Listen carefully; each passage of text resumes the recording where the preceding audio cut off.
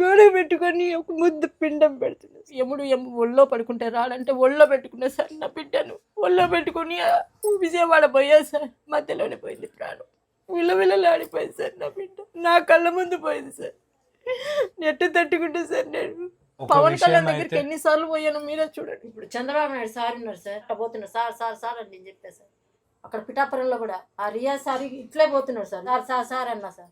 ఏం లేదు sir response. నమస్కారం. ఇవాళ మనము ఆంధ్రప్రదేశ్లోని ప్రకాశం జిల్లాలోని కంబం అనే గ్రామంలో ఉన్నాము. శ్రీపతి దేవ కౌశిత నారాయణ కాలేజ్లో జాయిన్ అయ్యి డెంగ్యూ వచ్చి చనిపోయింది. ఆ అమ్మాయి చనిపోయినప్పటి నుండి వాళ్ళ ఇంట్లో మామూలుగా కాలేకపోతున్నారు. ఈ రోజు కంబం వాళ్ళ తల్లిదండ్రులను పలకరిద్దామని చెప్పేసి రావడం జరిగింది.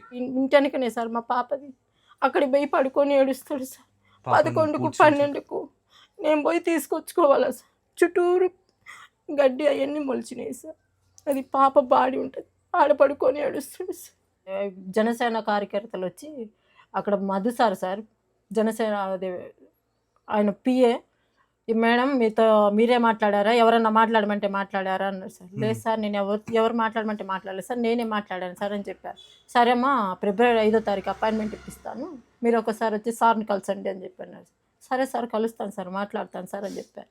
ఇప్పుడైతే మీరు ఇలా చెప్పండి అమ్మా అని చెప్పాను. ఏం చెప్పాలి సార్ అన్న, నేను సార్ని కలవలేదు మాట్లాడలేదు అని చెప్పండి అంటే, నేను ఎక్కడ మాట్లాడాను కలిసినానని నేను ఎక్కడ చెప్పలేదు సార్. ఇట్లా పోయాను పవన్ కళ్యాణ్ సార్తో నేను పోయాను, పిటిషన్ తీసుకోలేదు మాట్లాడలేదు అని చెప్పి నేను అన్నాను. కానీ సార్ ఇప్పుడు నేను మాట్లాడాను సార్ ఇలా అన్నారని నేను ఎక్కడ చెప్పలేదు సార్ అని నేను అన్నాను సార్.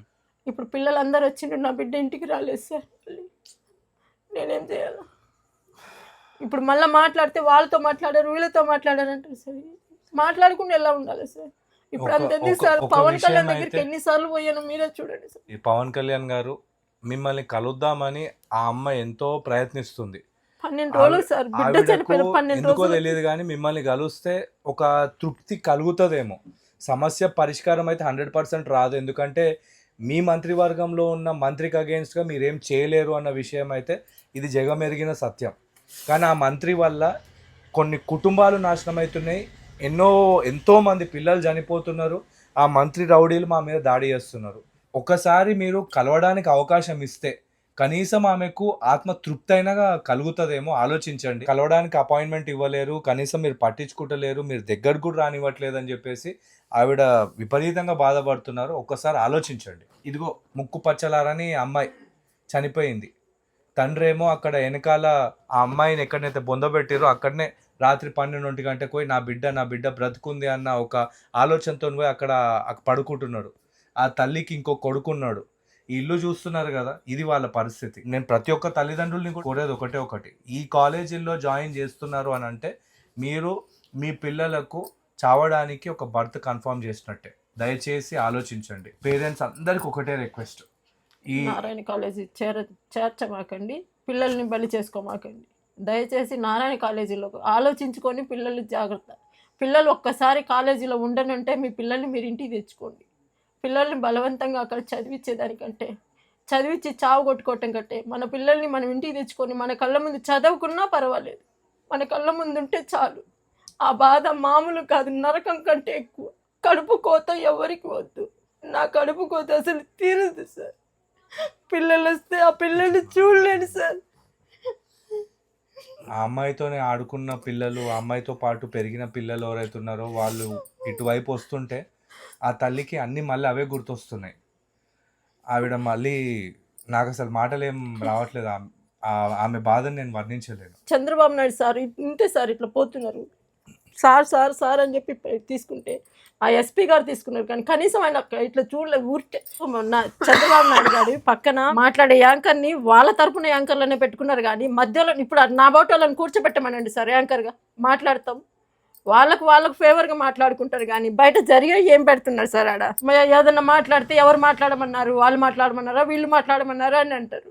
ఒక్కసారన్నా కలిసే అవకాశం ఇకపోతుంటే, మాట్లాడే అవకాశం ఇకపోతుంటే సార్ ఎట్లా సార్? ఇంతమంది పిల్లలు చనిపోయింది సార్. ఇప్పుడు అమ్మాయి డెటాల్ అయ్యిందని చెప్పేసి అమ్మాయి ఇమీడియట్లీ తీసుకొని వెళ్ళిపోయారు.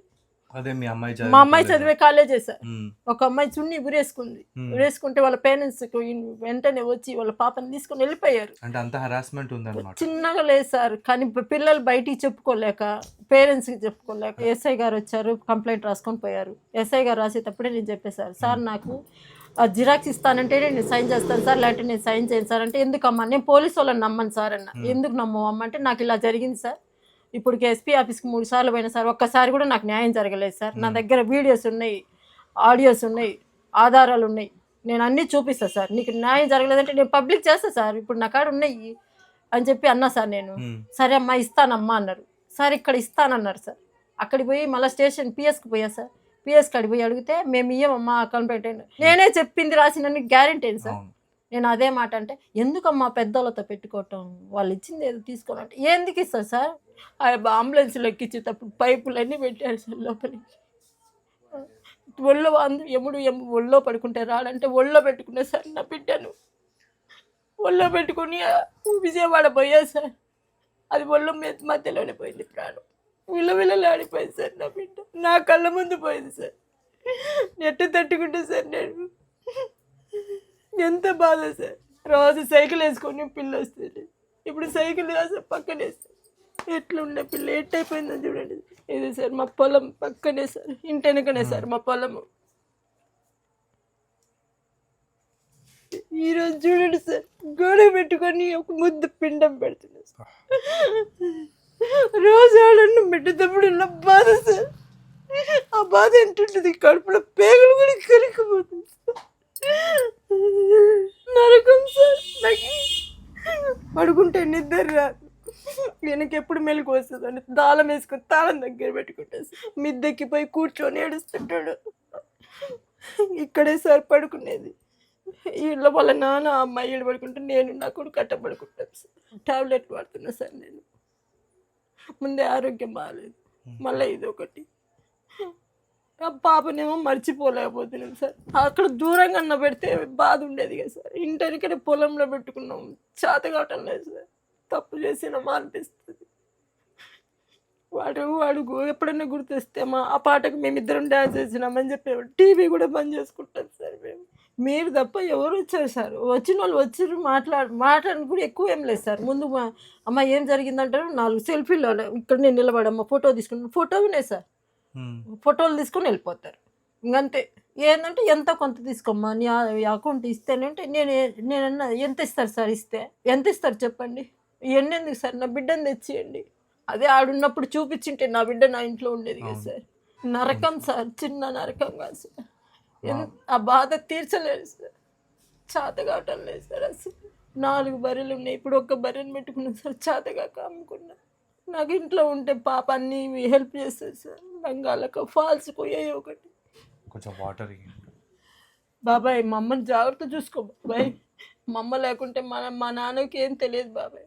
మా అమ్మని జాగ్రత్త చూసుకో బాబాయ్ అంటే, నువ్వు అడిగిపోతున్నామంటే, లేదు బాబాయ్ నేను చనిపోతున్నా బాబాయ్, నాకు బాగలేదు బాబాయ్, నా కడుపులో ఏదోలాగుంది బాబాయ్ అంటే, ఆ అబ్బాయికి అస్సలు చదవలేకపోతున్నా ఇట్లా అంటుంది అని చెప్పి వచ్చి పట్టుకొని ఏడ్చిండు సార్ అబ్బాయి.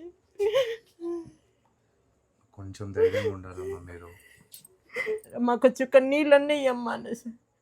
6:30కి నీళ్ళు అంటే సార్, నీళ్ళు అంటున్నారు సార్ అని చెప్పి డాక్టర్ని అడిగితే, లేదమ్మా లోపల పైపులు ఉన్నాయి కదా తాగటానికి కుదరదమ్మా, మా నీళ్ళన్నా పోయి మా గొంతులో నాకు కొన్ని అని అనేది సార్ నా బిడ్డ.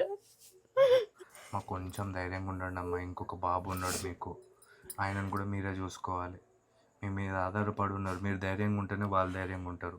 లేకపోతే ఆయన మీరే అన్నారు కదా పాప దగ్గరికి వెళ్ళి అక్కడ పడుకుంటున్నారని, మీరు కొంచెం ధైర్యంగా ఉంటేనే అందరు బాగుంటారు. ఇంత నరకమా సార్, ఇంత నరకంలో అనుకోలేదు సార్ నేనైతే.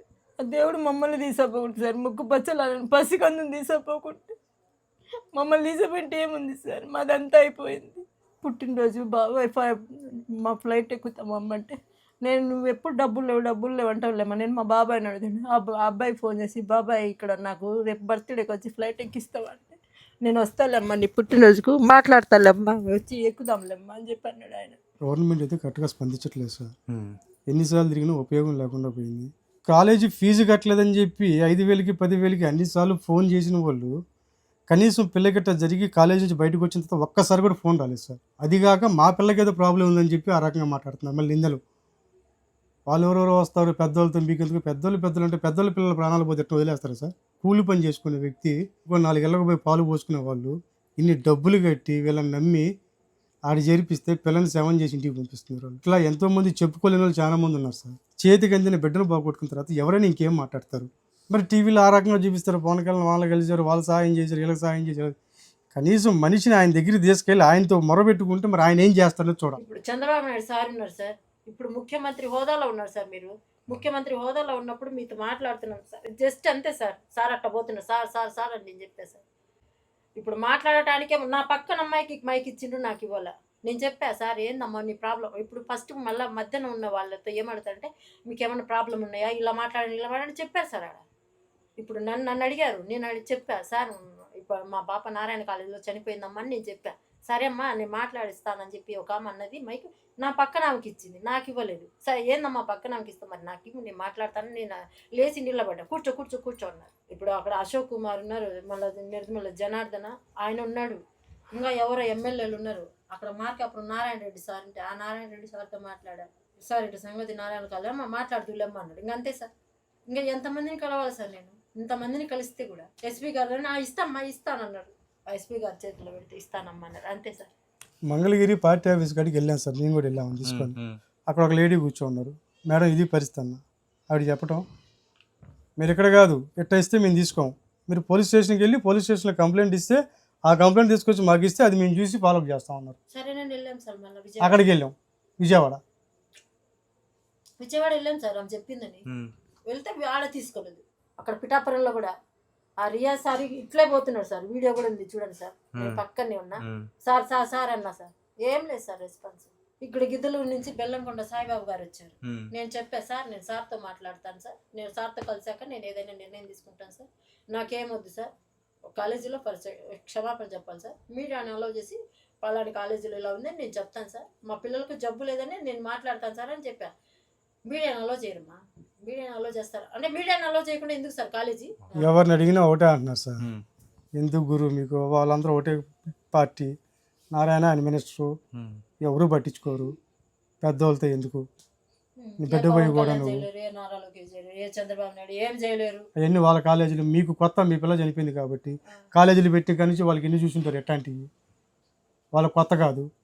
ఇవే మాటలు, ఆ మాటలకు ఇంకా బాధ. నేను ధర్మవరం పోయాను, ఇప్పుడు పోయానని చెప్పేసి వాళ్ళు కూడా ఏమంటున్నారంటే తెలియక చేర్చానమ్మా, నెక్స్ట్ ఇయర్ అయితే చేర్చాను, కాకుంటే వాళ్ళు ఏమంటున్నారంటే సర్టిఫికెట్స్ మేము ఇయ్యము అని అన్నారంట సార్. అదే బెదిరిస్తున్నారు, ఇయ్యమన్నారని చెప్పేసి నెక్స్ట్ ఇయర్ కాలేజ్ అయిపోయినాక నువ్వు మీడియాని తీసుకొచ్చి మాట్లాడమన్నా మాట్లాడతామన్నారు సార్. పిల్లలు మాట్లాడతామన్నారు సార్. వాళ్ళు మాకేం భయం అంటే మేము ఎందుకు మాట్లాడాం, ఈ ఇయర్ అయిపోయి మేమే మాట్లాడతామన్నారు. ఇంటర్మీడియట్ వయసులో పిల్లలు చనిపోవటం ఏంటి సార్? మీ ద్వారా తెలిసిందేనంటే నా కూతురు చనిపోతూ అన్నమాచార్య స్టూడెంట్స్ ఆంటీ మీరు భయపడమాకండి అంటే మీ కూతుర్ని మాలో చూసుకోండి అని అన్నారు. అదొక్కటి చాలు సార్, నాకు అంతమందిని ఇచ్చారు సార్. నాకు ప్రతి ఒక్కరిని విన్నవించేది ఏంటంటే, మీరు చూస్తున్నారు ఇలాంటి ఇళ్లలోనే మీరు ఉండొచ్చు, మీ పిల్లలు ఇలాంటి పరిస్థితిలోనే ఉండొచ్చు. వాళ్ళు రోజు రెక్కాడితే కానీ డొక్కాడని పరిస్థితి వాళ్ళది. వ్యవసాయం చేసుకుంటూ బ్రతుకుతారు. మా పిల్లలు మంచిగా చదువుకోవాలనే ఉద్దేశంతో ఆ తల్లి నా పిల్లకు నేను మంచి భవిష్యత్తుని ఇవ్వాలన్న ఉద్దేశంతో ఆ నారాయణ కాలేజ్లో జాయిన్ చేశారు. కానీ అక్కడ హైజీనిక్ సిచ్యువేషన్స్ లేకుండా పక్కన నాలాలు పోతుంటాయంట, దోమల వల్ల పిల్లకు డెంగ్యూ వచ్చి చనిపోయింది. అట్లా డెంగ్యూ వచ్చి చనిపోయిన తర్వాత ఆ పిల్లకి సంబంధించినటువంటి రూమ్మేట్స్కి మీరు అబద్ధం చెప్పండి, పిల్లకు ఆల్రెడీ ఏదో రోగం ఉండే అందుకే చనిపోయింది అని చెప్పేసి ఈ రకంగా మన పిల్లలతోని సాటి పిల్లల గురించి అబద్ధాలు ఆడిపిస్తున్నారు. ఆ తల్లి నిజాన్ని అన్వేషిస్తూ వరంగల్, ధర్మవరం ఇట్లా 3-4 చోట్లు ఎవరెవరైతే అమ్మాయితో పాటు ఉన్నారో ప్రతి ఒక్కరిని కలిసి ఏం జరిగింది అనేది కనుక్కోవడానికి పూర్తి ప్రయత్నం చేస్తుంది. దీన్ని బట్టి అర్థం చేసుకోండి, తల్లిదండ్రులకు ఇదొకటి తీరని లోటు. మీరు కూడా ఇలాగే వ్యవసాయమో చిన్న చితక పనులు చేసుకుంటూ మీ స్తోమతకు మించి కష్టపడి మీ పిల్లల్ని జాయిన్ చేస్తున్నారేమో. మీరు మాత్రం ఒకటి గుర్తుపెట్టుకోండి, మీ ఇంటికి దగ్గరలో ఉన్న ఏదైనా మంచి కాలేజ్లో జాయిన్ చేయండి, మీ పిల్లలు బాగుపడతారు. కానీ ఇట్లాంటి దూరంగా ఉన్న నారాయణ చైతన్య కాలేజీలో జాయిన్ చేస్తే మాత్రం మీ పిల్లల్ని చంపడానికి బర్త్ కన్ఫర్మ్ చేసినట్టే. ఆ తల్లిదండ్రులు అయితే మామూలు కాలేకపోతున్నారు. ఏం చేసినా కూడా వాళ్ళ బాధ పూర్తిగానైతే తొలగించలేదు. ఆ తల్లి ఇందాక చెప్పింది, ఆ తండ్రి ఆ వాళ్ళ బిడ్డను పూడ్చిపెట్టిన చోటుకెళ్ళి రోజు రాత్రి అక్కడనే కూర్చొని అక్కడనే పడుకుంటున్నారంటే ఆ బాధ మామూలు బాధ కాదు. ఒక్కసారి ఆలోచించండి.